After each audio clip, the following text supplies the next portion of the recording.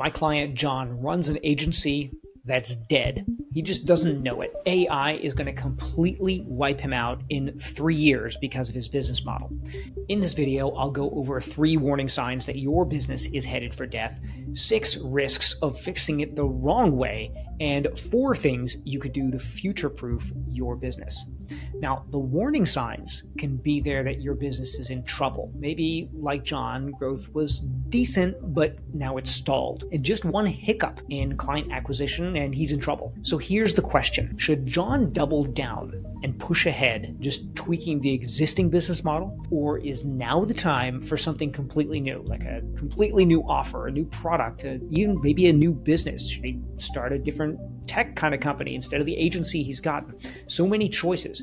And his dilemma is going to be yours sooner than you think, and it could determine whether or not your business survives. Maybe you're like John and your things are just fine, but really revenue's flat. Or you're thinking, if I can just increase 5 or 10% per year, that's great. Well, let me tell you, you're wrong. That's a warning sign of irrelevance. If you flatlined, if you're just growing incrementally, it means that you've tapped out your existing market or your existing offer, or you never really found it in the first place. So things have shifted around you and things are moving super fast.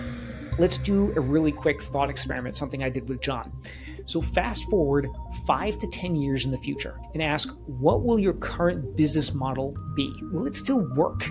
So when I did this with John, I went through this entire process and we're like looking to the future. What would that business model look like? And here are some of the big picture trends that we talked about and you can consider as well. So first of all, how customers buy is changing. So more buying is happening online. Buying cycles are faster. Loyalty is fragile. Customers are going to try new options. So I asked John these questions. So are you keeping pace? Are you giving customers a reason to try you for the first time? Are you giving them reasons to stick with you? So those kinds of questions can ask you whether or not the changing consumer landscape, whether you're selling B2B or B2C, what the landscape is going to be like. Is it going to be the kind of thing that your current business model will endure regardless? The second question is regarding competitors. New competitors are emerging all the time. There's low-cost SaaS tools. If you're a services business, all these low-cost SaaS tools are replacing entire services businesses. AI is starting to automate complex tasks, and there are new competitors with novel models, new business models. They keep on coming. So John and I talked over how defensible is his niche. The answer, not very in his case, but how about you? Is your delivery model going to work? Do you need to shake things up with SaaS and AI really changing things, that how they're able to be delivered? Are you working to disrupt yourself before someone else does it? Those are some of the important questions. The third big picture trend that's happening is that customer needs are evolving, like what their needs are and what they perceive their needs are evolving. So they have so many more options now, and they're demanding that, especially on the services side, that they get A+ service experience, because they can just get the features from somewhere else. And there's always somebody that's a lower cost provider who on the services side will provide crappy service, but they're just getting it done. So the customers are now starting to expect transparency like they get with software, and alignment with their values and alignment with how they do business. So the question is, are you exceeding these rising expectations? Now, fortunately for John, he checked the box in this area. It was more of a premium service, but some of the other ones are not so much for him. So how about you? So my approach is to be brutally honest with myself and anyone I'm working with, and you should be brutally honest with yourself too. If your current model stays unchanged, is it going to survive these changes in the marketplace around you? Because you cannot think of your business as static and the world as static. Maybe that worked 30 years ago, but that is not working today. Things are moving so fast that you must evolve and disrupt yourself. So if that's the case, what if you want to totally change up your business model? What if you want to say, okay, instead of a services business, I'm going to actually do some technology, or maybe go enter into an entirely different market where I see some more opportunity. Now, that really sounds appealing, doesn't it? And if you're like me, you're a founder with entrepreneurial ADD, and it's like, ooh, look at that shiny thing, right? Part of what got us here is our ability to see opportunity and pursue that opportunity. And the idea of a fresh start, particularly when you're stalled, The idea of that fresh start and what you perceive as faster growth, it sounds so appealing. So John and I have talked about this often. And the question is, should he start something else in parallel? Use the profits from the existing business to develop the next thing. So even before this was his current existential threat, it was an idea, and an attractive idea, because there's something shiny and new. But here's the thing that we all should keep in mind, and that is that the grass is always greener. You don't want to underestimate the effort of starting another thing. He's got a machine that's working, and maybe he needs to make modifications to that machine, but starting a whole nother thing may or may not be the answer. So here are the 6 things that John and I discussed, and he'd have to figure out these things if he pivots the business to something completely different or starts something new, and maybe you would have to too. So these 6 things, you'll want to think through them. So number 1 is, if you're starting something totally new, you're going to have to prove demand all over again. Right? You're back at square one, trying to find product market fit. Now, you did it once with your existing business, but you might not realize how rare that is. I can't tell you how many business ideas I've had where I've done some experiments and it's like, ooh, that was really good in my head, not so good when I try to implement it. So it's not that it's impossible, but lightning striking multiple times in a row, not terribly likely. So it's going to be hard to find that product market fit again. Not impossible, just harder.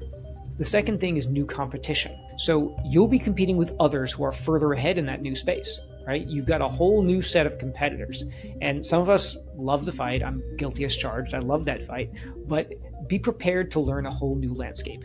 If it is not 15 degrees off of your current business, if it's something wholly new, or you're in services and you want to be in technology, it's going to be fun, but don't think that it's going to be easy, because the competition and the nature of the competition, people in those kind of businesses who have been in those businesses for a long time, is going to be pretty brutal. So hopefully I'm not scaring you with all these, but we got to go through these. You have to think through this, because if you're disrupting yourself, you need to think clearly before you jump in. So the third one is sunk costs, right? You're going to be shelving some existing assets and taking a bet on some new ones, right? You just have to get over this concept.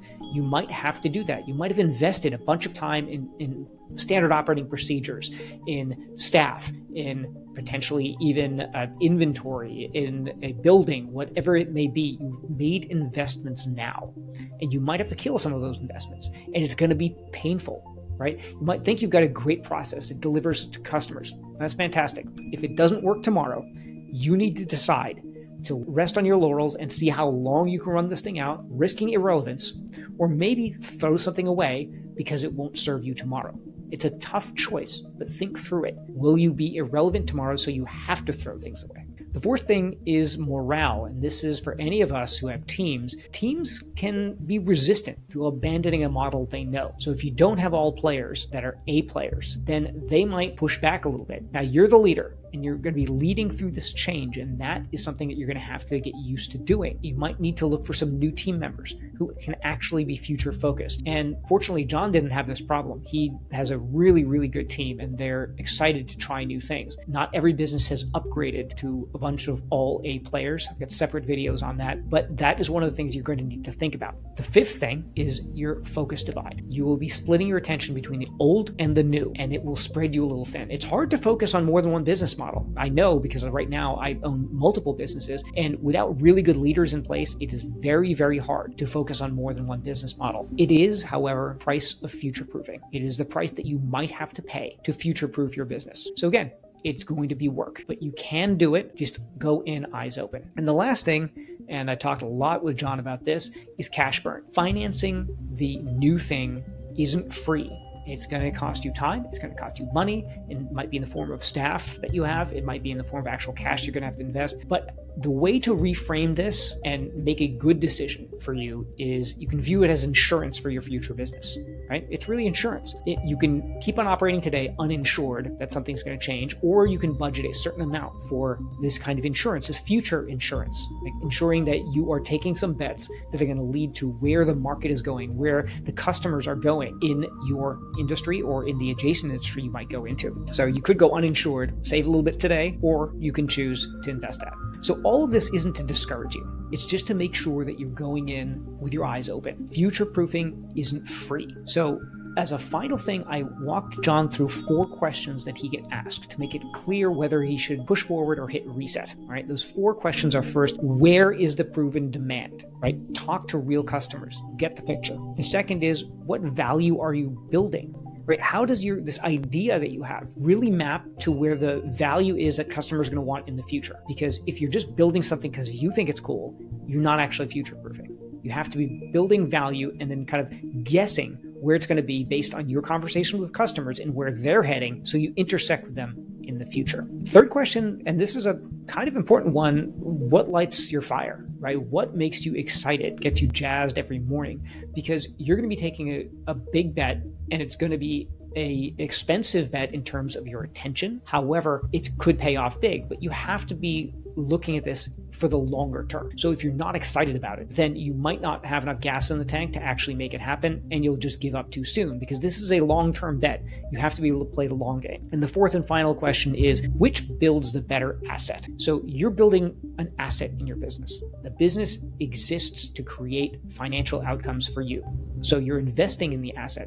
Is that investment better in the current model and running that out, maybe extract a bunch more cash out of it, the market may change around it? Or should you invest some of your time, effort, resources, cash into the new thing? So those are the investment questions as an asset, the big picture question. What kind of asset do you want to build? And in John's case, he was willing to place those extra bets in building a different kind of asset, trading cash today, effort today, for a potential bigger outcome in the future. So the way things are is best look through this lens of questions. When you ask these questions, then you can get a better pulse on what you need to do. Don't just go blindly and do things. Ask yourself questions. But fundamentally, look, I can't tell you what to do. It's your business. Put on your big girl pants, make a decision.